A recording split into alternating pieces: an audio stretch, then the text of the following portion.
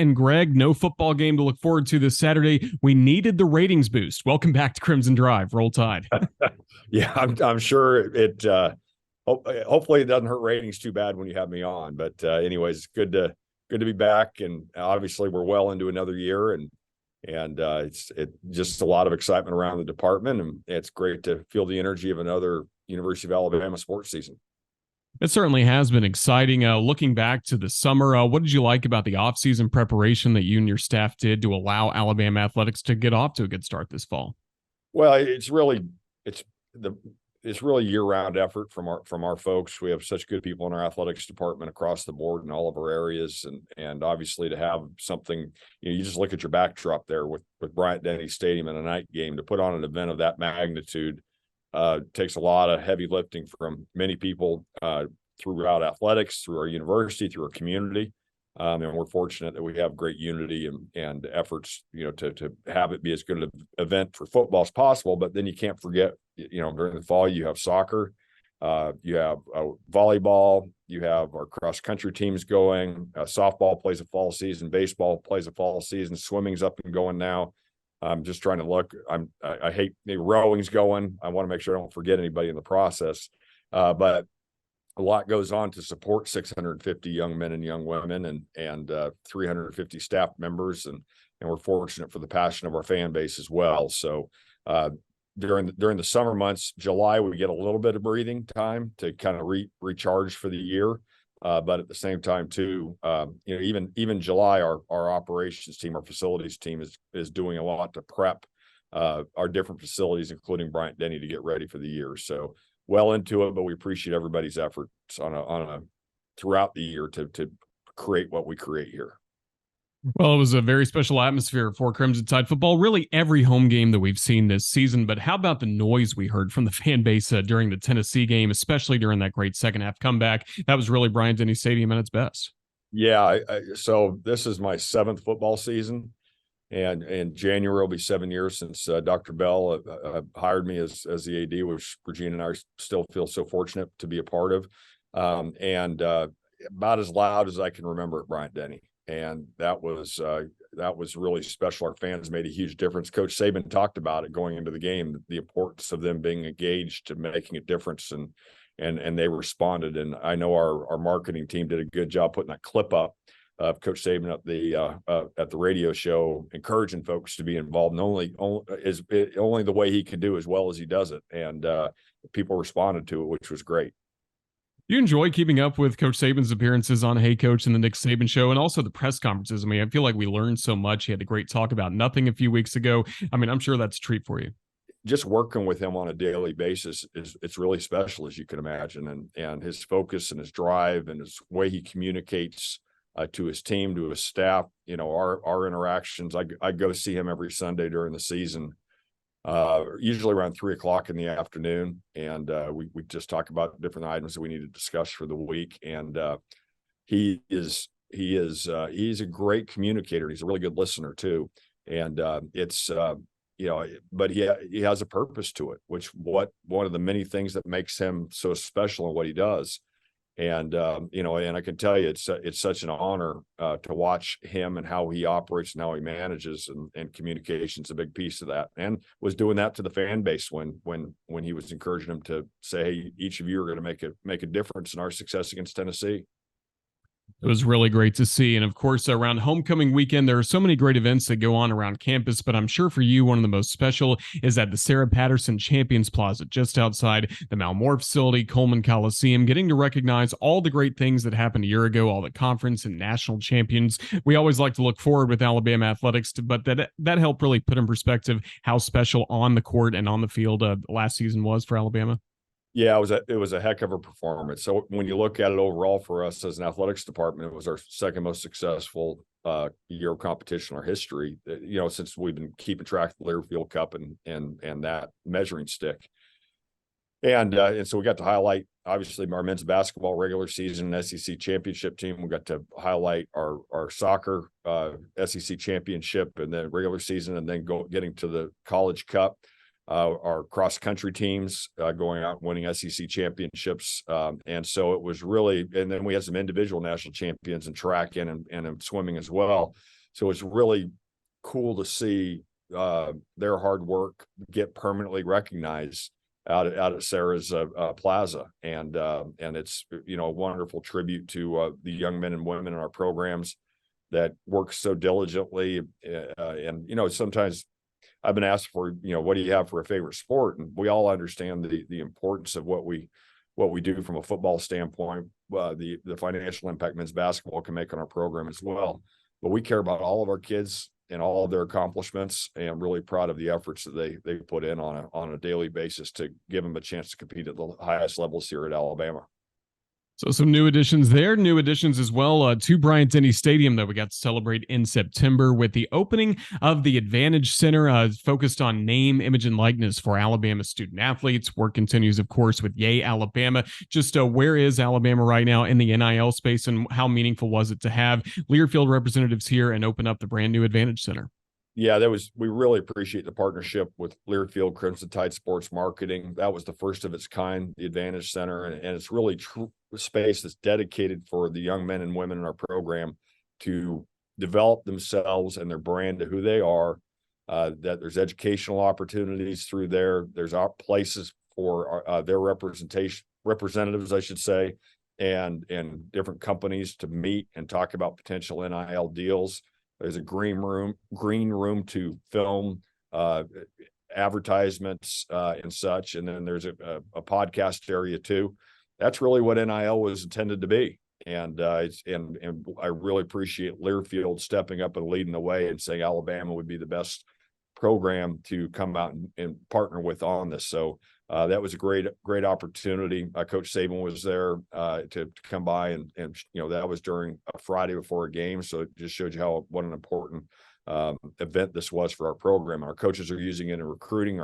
Our current student athletes are getting exposed to it, figuring out how the best use for their opportunities. So it's really a win-win situation across the board. And NIL is real. We have purposely tried to have our headlines be about things like the Advantage Center, the Authentic, our NIL store, and have it be things that really fit in the space of NIL and the intentions of it from the get-go. And I think it's putting our university and our athletic department and our young men and women in a very positive light.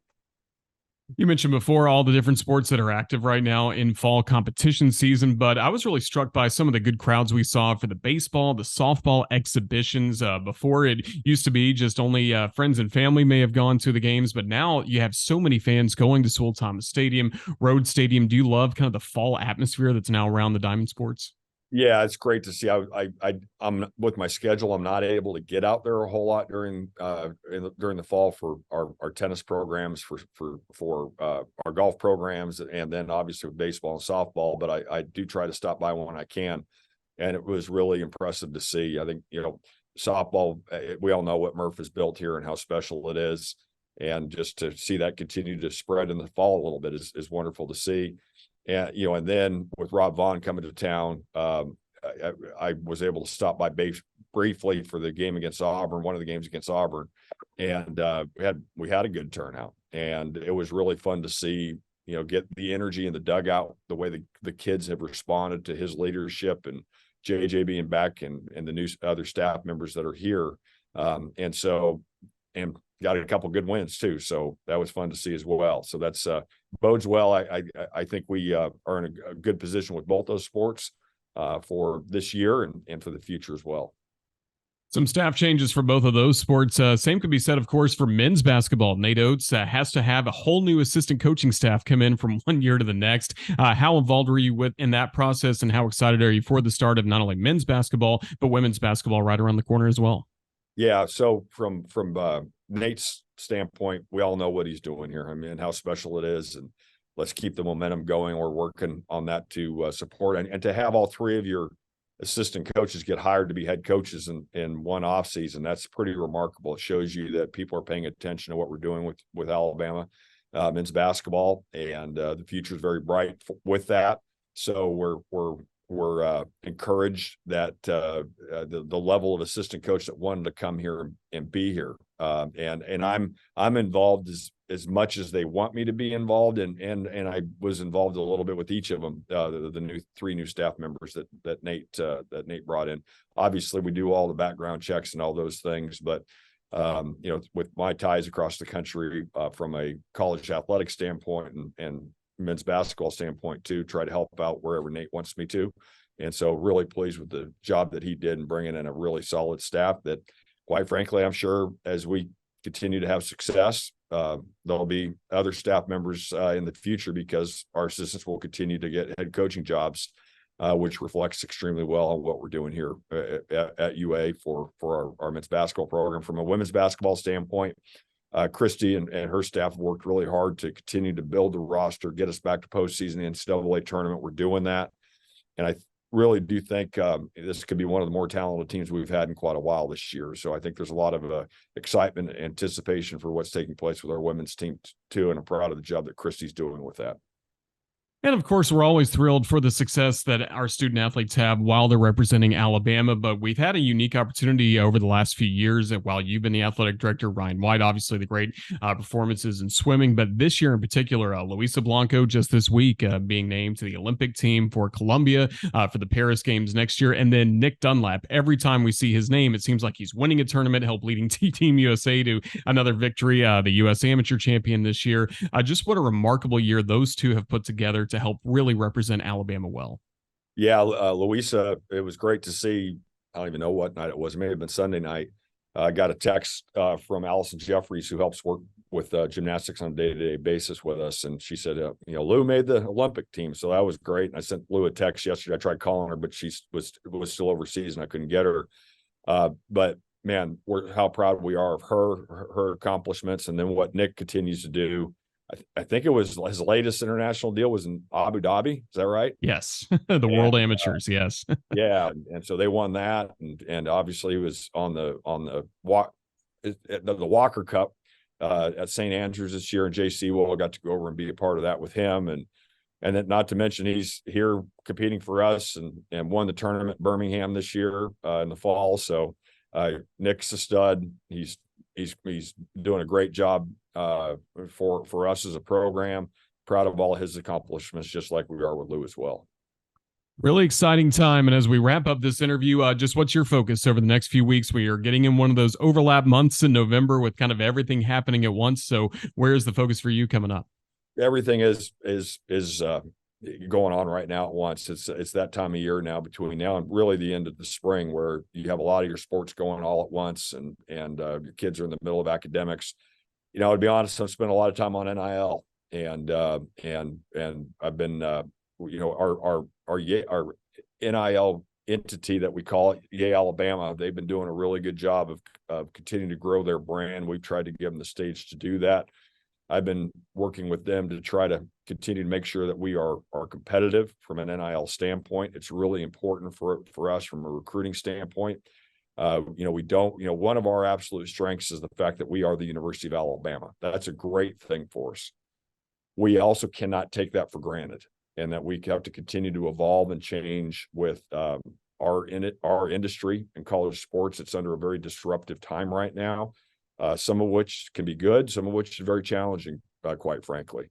And so been working on that and been going around the state, even to some other states with that. Also been working, as you can imagine, on fundraising for the Crimson Standard and the arena. We had a good day yesterday, and we're just continuing to work on that day after day. And so, that is something that we have to have a financial model that can work. And we're working on that tirelessly. And so we'll continue to plug away at that, plug away at NIL, but make sure we're also working through making sure we're staying focused on our academics and our competition and supporting the young men and women in our program. And we can't thank our fans enough for everything they do for us. We look forward to seeing them back at Bryant-Denny for the LSU game under the lights. It's going to be a fun few weeks here in Tuscaloosa. Greg Byrne, just thank you so much for your time and everything you're doing for Crimson Tide Athletics, and we look forward to visiting with you again. Roll Tide. Roll Tide. Thanks, Roger. Appreciate everybody out there.